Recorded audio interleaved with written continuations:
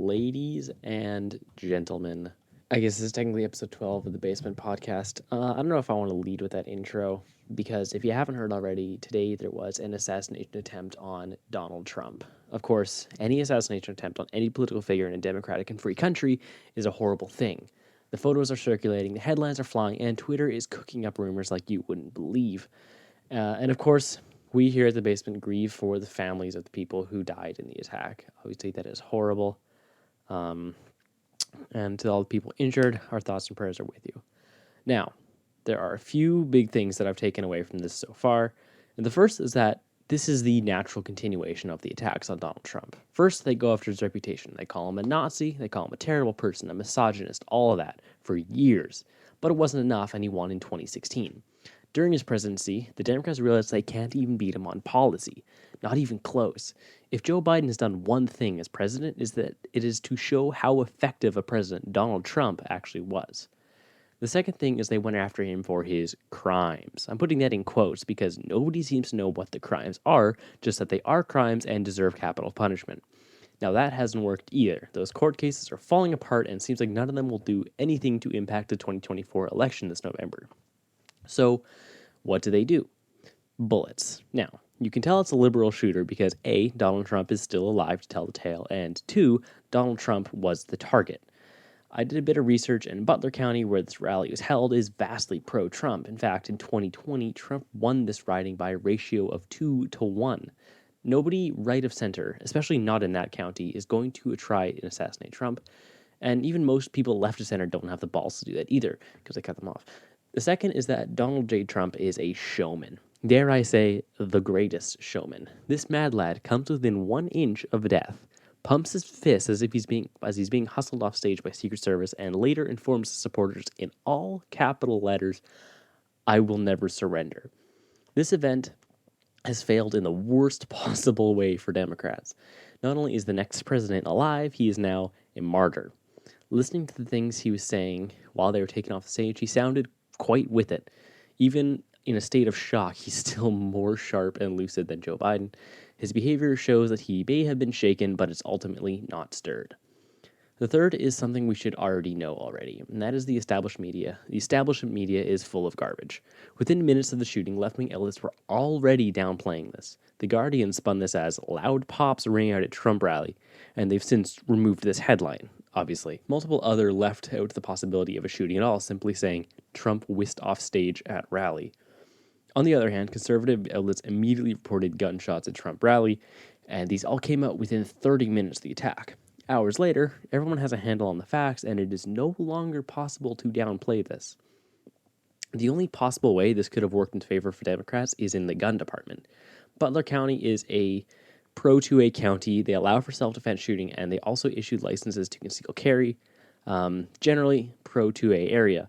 But the shooter was using, according to The Guardian, which is both trusted and an American news outlet, an AR-style rifle.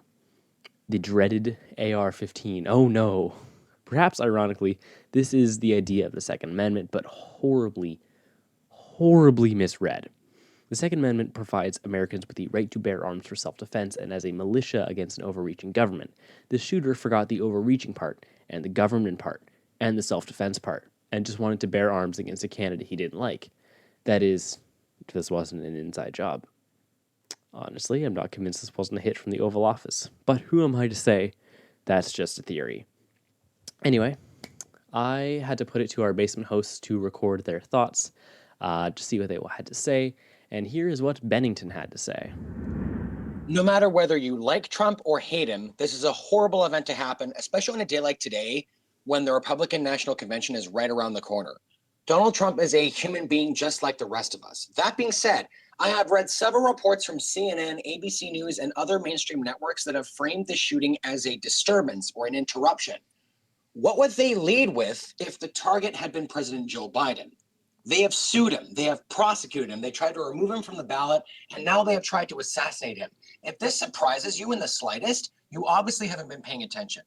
This ought to inspire a return to sanity for the far left, but it can't and it won't, because they have to cling on to power and the demonization of Trump by any means necessary. This is what they have instead of a vision for a better world.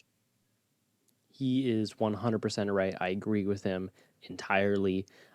And he's right. If this was an assassination attempt on Joe Biden, two things would have changed. One, Joe Biden would be dead. Joe Biden is on 1 HP, guys. And also, if this was a shooting on Joe Biden, they would have hung the shooter. Like, they would have made an example out of him.